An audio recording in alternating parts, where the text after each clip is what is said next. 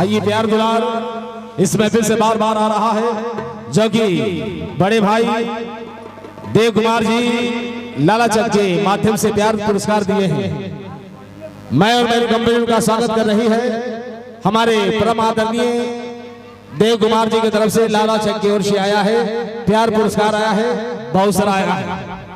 और सभी कलाकार जो कि हमारे कंपनी के प्यारी सी कलाकारा प्रियंका जी, सपना जी, प्रिया जी और हमारे भोजपुरी ज्ञानवान साहब, सुपरस्टार पारो जी और साथ ही साथ किरण रानी, ये सभी कलाकार आपके सेवा में हैं। गीत और संगीत का भरपूर आप लोग लुत्फ उठाइए, मजा उठाइए। और पारो जी एक प्यारा सा लचका जो कि अपने अल्फाज के माध्यम से इस महफिल में रखिए।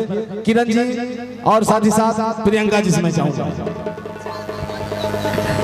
सुन भाजी छोड़ दे ये नहीं नहर पर। हेलो काहे नहीं हेलो मैं सुना सुना को दूर का के दी क्या कहती हो। हेलो अरे चले लूटा हरी आता अरे नदी पीछे नहीं आ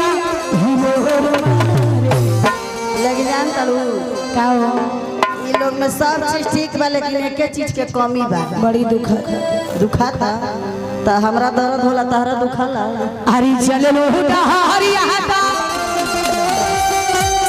शरीर में थोड़ो पत्थर के भगवान बनैले बड़े, कितना फुर्सत से तो बनैले बड़े हइये ह तो दुखाई ना।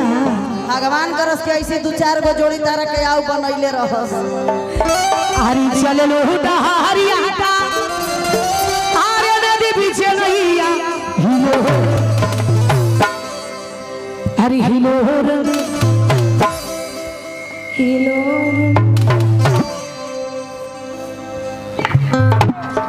ऐसे ना करनी बेचारा नीमक छोड़ ले बड़ा। अरे हिलो कारी हैया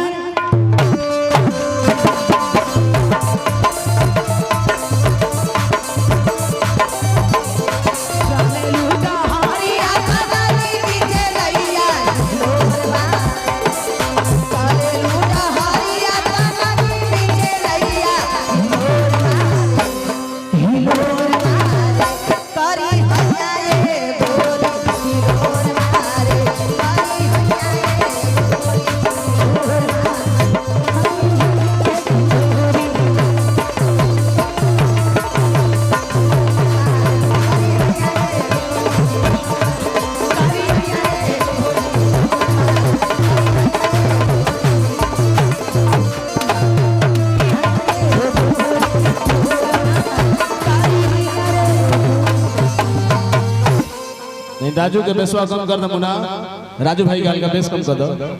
और आइए प्यार दुलार बढ़ चढ़ कर मिल रहा है।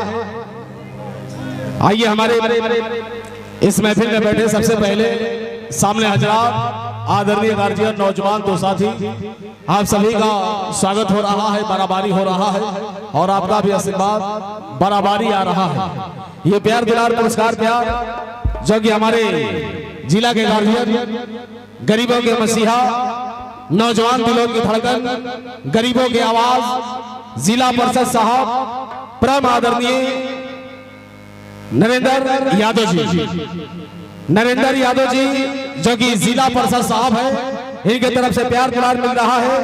सरहस्ती निवासी, इनके तरफ से आशीर्वाद प्यार आया है। मैं और मेरी कंपनी जिला परिषद साहब का दिल से अभिनंदन करती है, वंदन करती है, दिल से स्वागत करती है।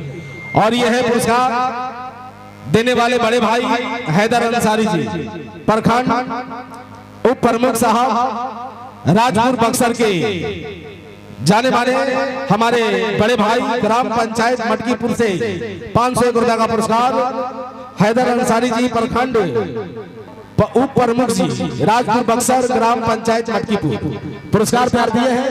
मैं हैदर अंसारी जी का भी दिल से नमन करता हूं और जिला परिषद साहब परम आदरणीय नरेंद्र यादव जी का भी दिल से स्वागत करता हूं जो कि सरहस्ती निवासी हैं, उनके तरफ से प्यार दुलारा है। पारो जी आप क्या कहती हैं?